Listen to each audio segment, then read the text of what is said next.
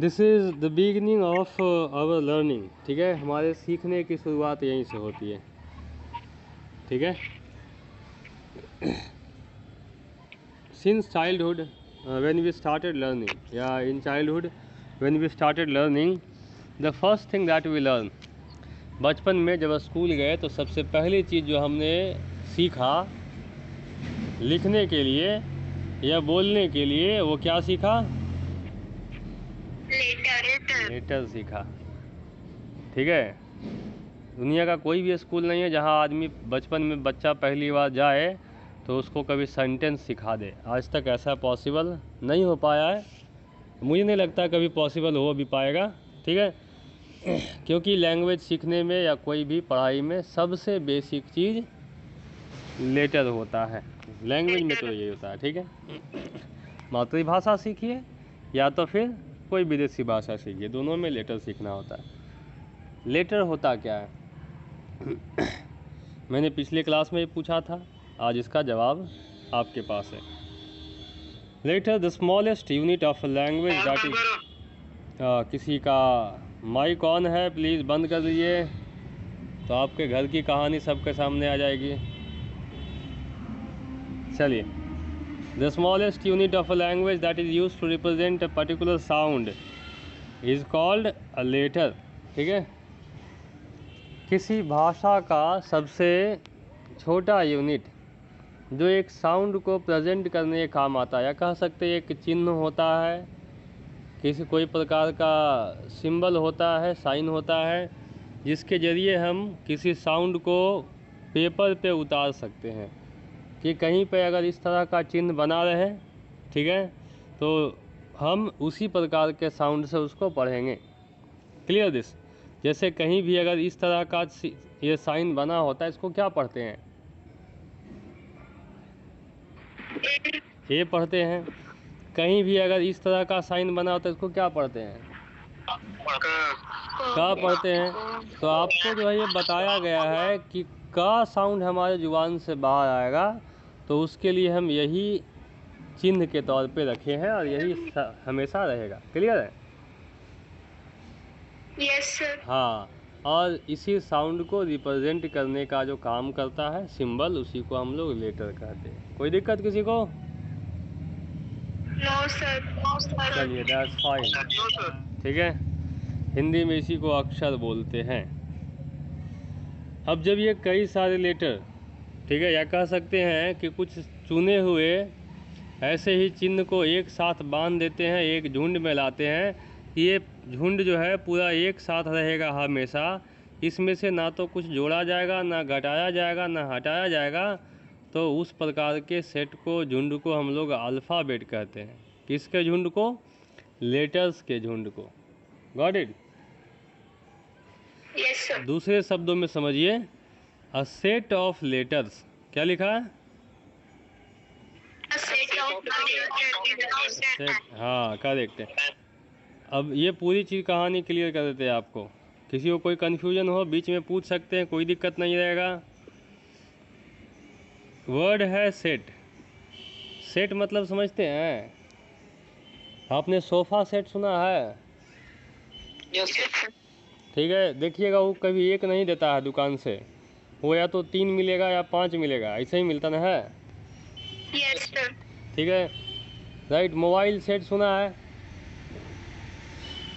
Mobile set मतलब क्या? Mobile के साथ में मोबाइल चाहिए, बैटरी चाहिए, चार्जर चाहिए, हेडफोन चाहिए, तब ना mobile set. Yes sir. Company वाला बोले मोबाइल ले जाइए, चार्जर खरीदना पड़ेगा।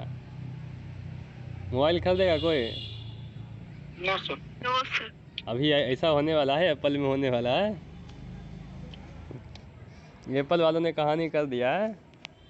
ठीक है, सैमसंग वालों ने हेडफोन गायब कर दिया है, तो एप्पल वालों ने कहा कि हम जो है चार्जर ही गायब कर देते हैं। ओके, तो सेट में क्या होता है, कुछ खास चीज़ें एक साथ बंधी होती है।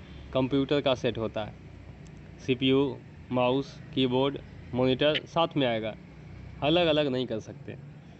वैसे ही जब भी बात होती है अ सेट ऑफ लेटर्स, मतलब कुछ खास लेटर्स का एक समूह जिसमें से आप किसी को अलग नहीं कर सकते हैं। अलग करेंगे तो ग्रुप क्या हो जाएगा, बर्बाद हो जाएगा।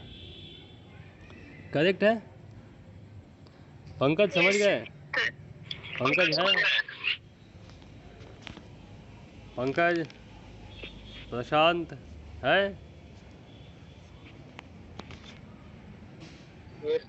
चलिए, प्रशांत है, पंकज का आवाज़ नहीं आया। तो अ सेट ऑफ लेटर्स और कैरेक्टर्स इज कॉल्ड अल्फ़ाबेट। ठीक है?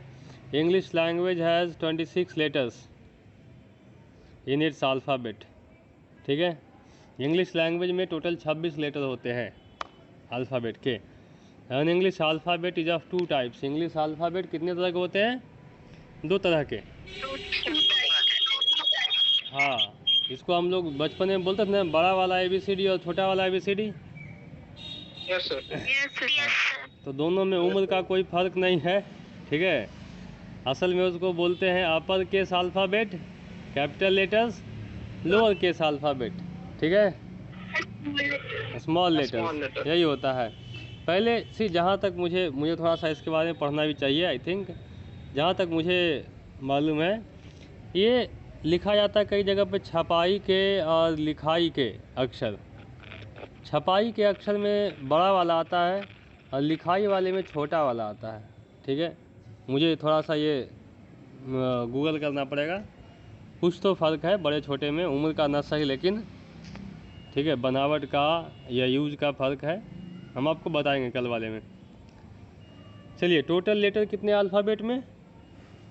26 आर देयर। ये 26 का 26 यहाँ लिखे हुए, ए से लेकर के जेड तक का, A to Z जिसको बोलते हैं। एक चीज़ और आपको बता देते हैं, उसके बाद आगे बढ़ते हैं। अल्फ़ाबेट जो है ये लिया गया है ग्रीक लेटर से। कौन से? ग्रीक लैंग्वेज से। हाँ, ग्रीक जिसको हम बोलते हैं, ग्रीस एक कंट्री है जहाँ का अलेक्जेंडर था, जहाँ के प्लूटो और अरिस्टोटल थे। ठीक है? तो उसी कंट्री के लैंग्वेज से लिया गया अल्फ़ाबेट। और ग्रीक में मैथमेटिक्स बनाते होंगे, उनको पता होगा alpha, beta, gamma, theta use किया है ना। ये सब ग्रीक के लेटर हैं। ठीक है? 24 लेटर होते हैं ग्रीक लैंग्वेज में। तो पहला लेटर अल्फ़ा है, आखिरी लेटर ओमेगा है। ठीक है? तो और दूसरा लेटर बीटा है। तो अल्फ़ा और बीटा जोड़ के अल्फ़ाबेट बना दिया गया आपको। क्लियर? Yes sir. इसीलिए अल्फ़ाबेट है।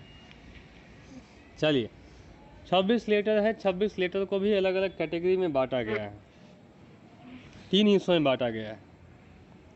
पहला कॉन्सोनेंट, दूसरा वॉवेल, तीसरा सेमी वॉवेल। ठीक है? राइट। अभी हम आपको एक क्लियर करते हैं कि ये तीनों है क्या चीज़ें। ज़रा सा 1 मिनट होल्ड कीजिए, let me have some water. देखिए, consonant, vowel and semi vowel अच्छे से समझ लीजिए। ठीक है? आज के बाद आपको कभी वॉवेल कॉन्सोनेंट समझने में कोई दिक्कत नहीं होगा।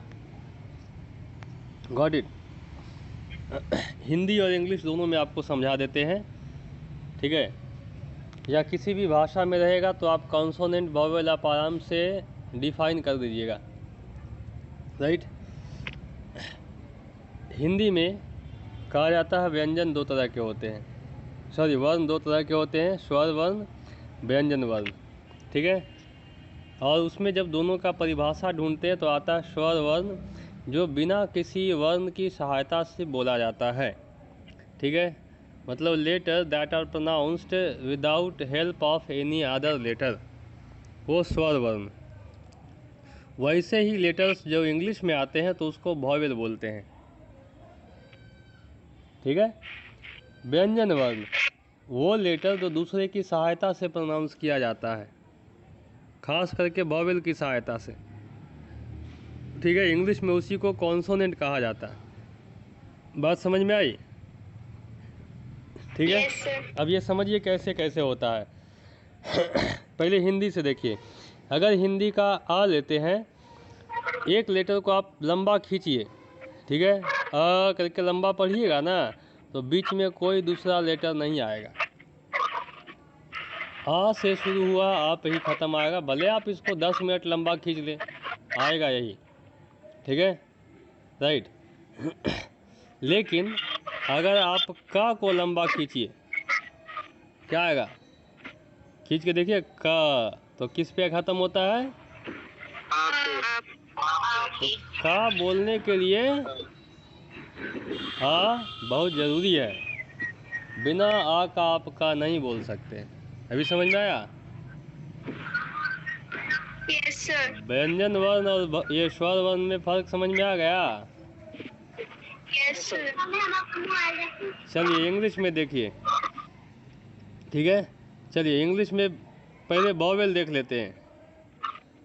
अगर हम वॉवेल ए है, ए को लंबा खींचिए तो हमेशा ए ही आएगा। लेकिन अगर आप बी को पढ़ेंगे ना, लंबा खींचिए बी, तो आएगा ई। ठीक है, तो क्या हम बी को बगैर ई के बोल सकते हैं? No sir. कभी संभव नहीं है। बस इतना का ही फर्क है वॉवेल और कॉन्सोनेंट का। अगर आज तक आपको समझ में नहीं आया होगा तो आज उम्मीद है समझ में आ गया। Yes sir. क्लियर है?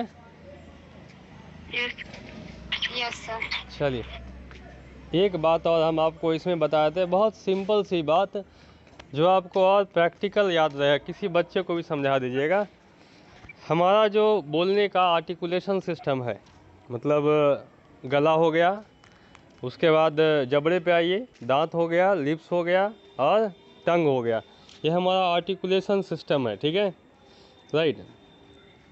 गले से लेकर के जो हमारा मुंह का हिस्सा होता है, ये आर्टिकुलेशन सिस्टम। तो गले में जहाँ से साउंड आता है उस एरिया को हम लोग बायोलॉजी में पढ़ा होगा, वोकल कॉर्ड बोलते हैं। प्रशांत है? नहीं, तुम बायो नहीं पढ़ता। कोई और यहाँ पढ़ा है? वोकल कॉर्ड बोलते हैं। ठीक है, तो जो लेटर डायरेक्ट वोकल कॉर्ड से आते हैं बाहर, उसी को हम लोग वॉवेल बोलते हैं। और वोकल कॉर्ड से डायरेक्ट बाहर आने वाले लेटर को हम मुंह खुला रख के भी बोल सकते हैं, उसमें जीभ का, दांत का, लिप्स का कोई सपोर्ट नहीं चाहिए। आप पढ़ के देख लीजिए, ए डायरेक्ट अंदर से आएगा वोकल कॉर्ड से, ई, आई, ओ, यू। ठीक है, इसमें आपका दांत का, जीभ का, टंग का कोई सपोर्ट नहीं चाहिए। ठीक है, लेकिन आप बिना इन तीनों का, इस दांत का, लिप्स का, टंग का यूज किए बी पढ़ के दिखाइए। पॉसिबल है किसी से? पढ़ के दिखाइए, पढ़ के। आप जब बी बोलेंगे तो आपका लिप्स जो है दोनों जुड़ेगा, और बगैर ये किए आप बी नहीं बोल सकते। I challenge you, you can't do it. हम भी नहीं कर सकते। ठीक है, समझ गए? तो वोकल कॉर्ड के अलावे जो हमारा ये लिप्स से, टंग से और टीथ से जो लेटर आता है वो कॉन्सोनेंट हो जाता है। क्लियर हो गया? Yes sir. चलिए, यहाँ तक में किसी को कोई कन्फ्यूजन, कोई दिक्कत? No sir. चलिए बहुत बढ़िया। पंकज है अभी वापस आए? यीशु है? Yes sir. चलिए हैं। पंकज का माइक अनम्यूट नहीं हुआ। शगुफा समझ में आया? अच्छा हाँ, पंकज भी आया है। चलिए, आदमी जगह रहे, बस हम इसी की कोशिश करते हैं बीच बीच में। ठीक है, बेड पे बैठ के कोई पढ़ाई नहीं की। ठीक है, वॉवेल कॉन्सोनेंट के साथ साथ there comes one thing called semi vowel. क्या आता है? Semi vowel. Correct one. ठीक है, अब now let me know everyone, semi का मतलब क्या होता है?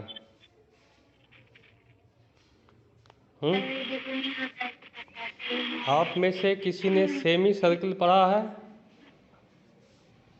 मैथमेटिक्स में? Semi circle, semi conductor. हाँ करेक्ट। सेमी का मतलब होता है आधा। ठीक है, तो जो आधा हो उसी को हम लोग बोलते हैं सेमी। अब देखिए, अगर लिखा है सेमी वॉवेल मतलब आधा वॉवेल है, अगर आधा वॉवेल है तो आधा क्या होगा? कॉन्सोनेंट होगा, है ना एवरीवन? अगर कोई चीज़ आधा वॉवेल है तो आधा क्या होगा? कॉन्सोनेंट। तो हाँ, हमारे पास ऐसे दो लेटर है अल्फ़ाबेट में जो ना तो पूरा वॉवेल है ना पूरा कॉन्सोनेंट है, वो सेमी वॉवेल है, मतलब कहीं पे वॉवेल और कहीं पे कॉन्सोनेंट जगह के साथ, ठीक है, राइट। एग्जाम्पल देख लीजिए, ये दोनों हैं हमारे पास W और Y। W अगर किसी वर्ड के लास्ट में आता है, खास करके O के बाद, ठीक है, E के बाद, राइट, तो ये मोस्टली जो है वॉवेल का काम करेगा, ऊ का साउंड देगा। किसका? ऊ का या तो आऊ का। ये जो है दोनों वॉवेल है, आऊ, ठीक है, तो ऊ का या आऊ का साउंड देगा, वो होगा वॉवेल। वहाँ पे W वॉवेल होगा, ध्यान रखिएगा, वो नहीं W। जैसे एग्जाम्पल देखिए, वाव, ठीक है, स्नो, काउ, फ्यू, लो, ये हो गया आपका W एज ए वॉवेल, ठीक है। W आगे रहे तो वो कॉन्सोनेंट रहेगा। वीक, वेदर, ठीक है, ये सारे में कॉन्सोनेंट। Y जो है ये भी वॉवेल होता है, कब? जब ये किसी कॉन्सोनेंट के ठीक बाद रहे, ठीक है। देखिए TRY, ट्राई, ट्राई में Y जो है वो कौन से वॉवेल का काम कर रहा है, बता सकते कोई? आई।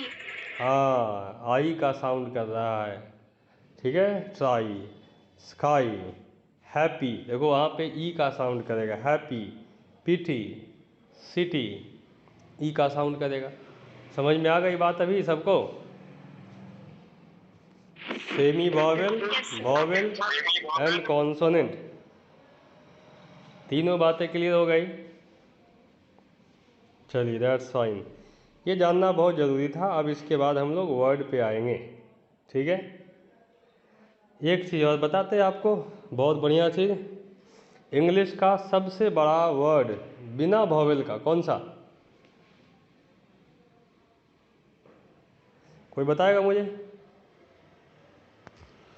इंग्लिश लैंग्वेज का सबसे बड़ा वर्ड, वो भी बिना वॉवेल का, बताइए। किसी को नहीं पता? हाँ, धन्य, कोई नहीं जानता। चलिए हम लिखते हैं, आप पढ़ के बताइएगा।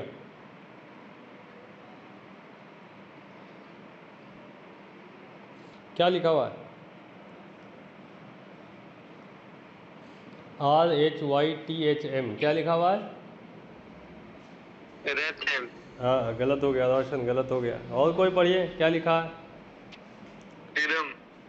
हाँ चलो, एक ने पढ़ा है। शगुफा, क्या लिखा हुआ है? रिदम, करेक्ट है, इसको रिदम पढ़ते हैं। अब बताइए इसमें वाई जो है वॉवेल है कॉन्सोनेंट है?